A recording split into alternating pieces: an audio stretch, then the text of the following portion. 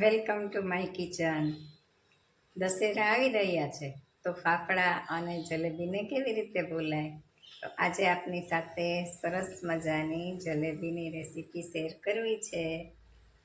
અને આ ટિપ્સ અને ટ્રિક્સ સાથે જે કાંઈ હું ટિપ્સ આપું છું અને જે કાંઈ ટ્રિક્સનો યુઝ કરું છું એ રીતે જો તમે બનાવશો તો તમારાથી પણ આટલી જ સરસ પરફેક્ટ જલેબી બની અને તૈયાર થશે. તમે જોઈ શકો છો કે કેટલી સરસ બની છે.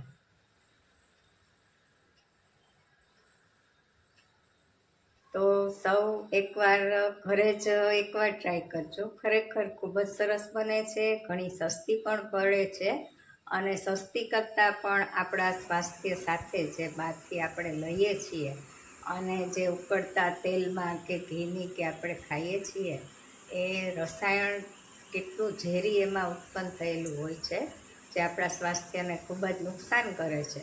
તો મારો એવો વિચાર છે, હું એવું ઈચ્છું છું કે બધા જો આ રીતે ઘરેથી બનાવી અને શુદ્ધ આપણે જે શેપ છે એ કદાચ સરસ ગોળ ન પણ આવે પણ સ્વાદ તો એ જ રહેવાનો છે.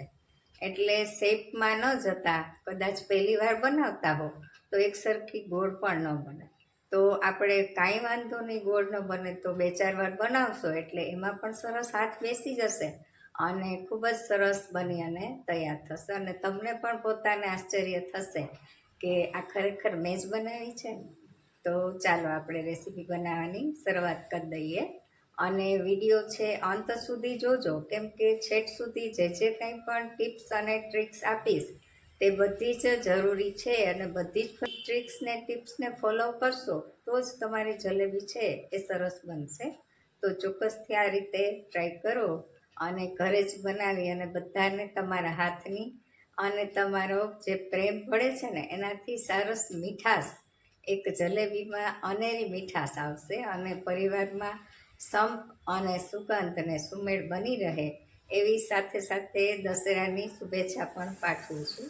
તો ચાલો આજે બનાવીએ મસ્ત મજાની કુરકુરી રસીલી જલેબી.